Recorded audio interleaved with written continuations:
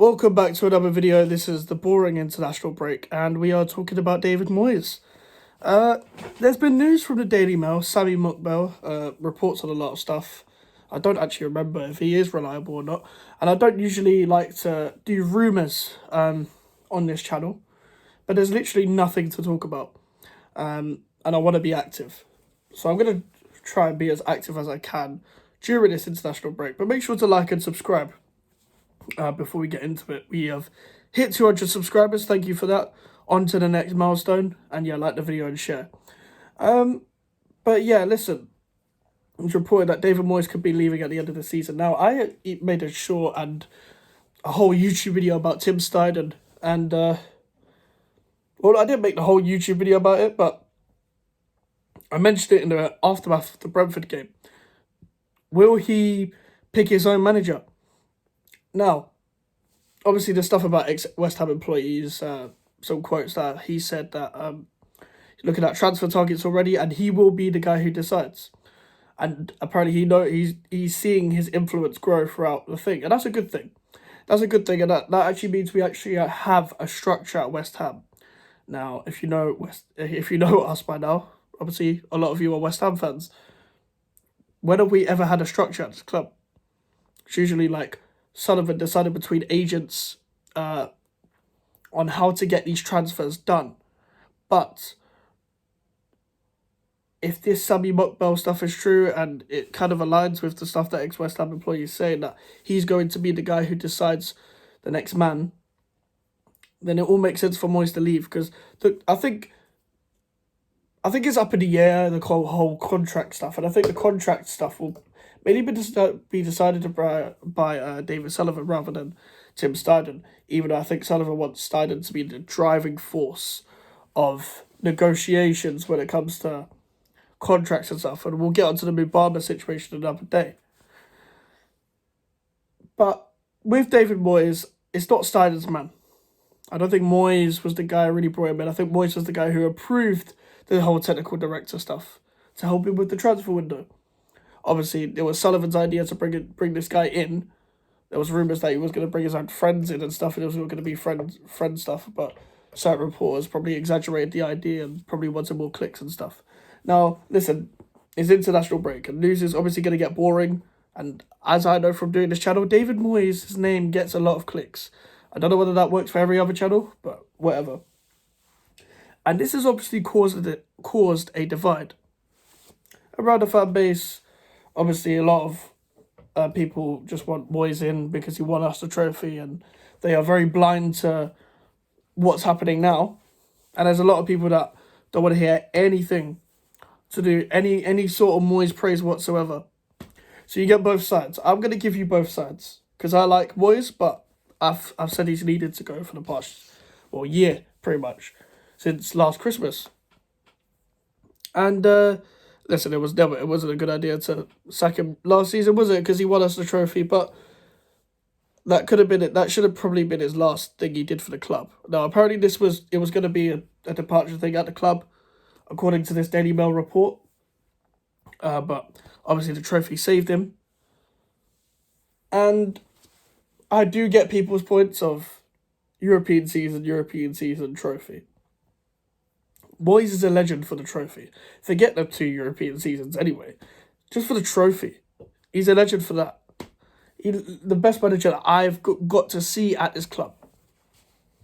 But over the past 2 years, it's been very confusing of the ideas. And with every idea mumbled up, it's kind of depleted this club a bit. And it all kind of started around the time where we beat Liverpool 3-2. Angelo Ogbonna got injured. We then had a centre-back crisis because Zuma then got injured at the Chelsea game. And then we were playing Diop and Dawson together all the time.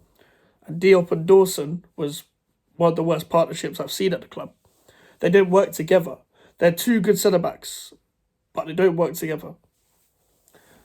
And as time went on, because our squad was so small at the time, it just got even more tired. And I wasn't blaming this on the manager at the time, but our away record became really bad in that 2022 calendar year at the start, especially, but we were quite blind to it because of our league position, especially people like me. I was too positive to be even thinking about that. And I was more focused on the fact that we beat Sevilla than Lyon in the Europa League, and we're trying to take on Frankfurt to get to the final. But we should have read between the lines, away from our blind positivity.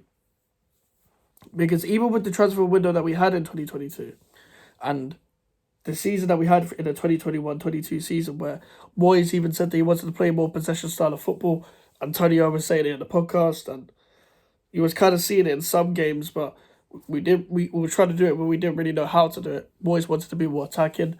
Then he got more attacking players in that window, but we got Skamaka, Paquetá, Kera, etc.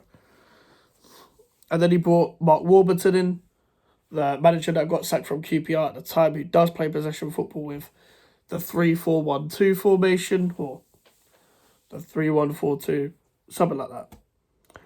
But you play three at the back, and sometimes you'll see that, but sometimes you won't see it the way Warburton wants it. You'll see this, how Moyes wants it.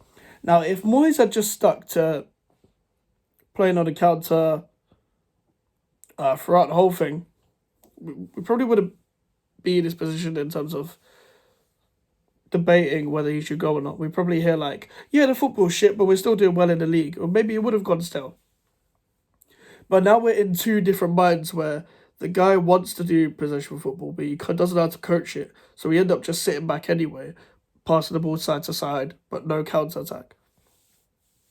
And we're right in the middle where I was actually seeing what he was trying to do last season, but I could just see that it wasn't working. And we ended up butting it off anyway. We ended up going back to low block football the last 6 months. It's just that the players ended up gaining relationships on the pitch, so the football kind of looked better sometimes.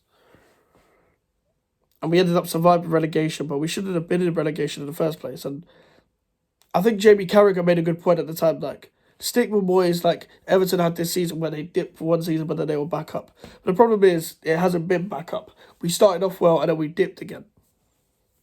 I know the media are going to pretty much give us the Bournemouth Gary O'Neill treatment.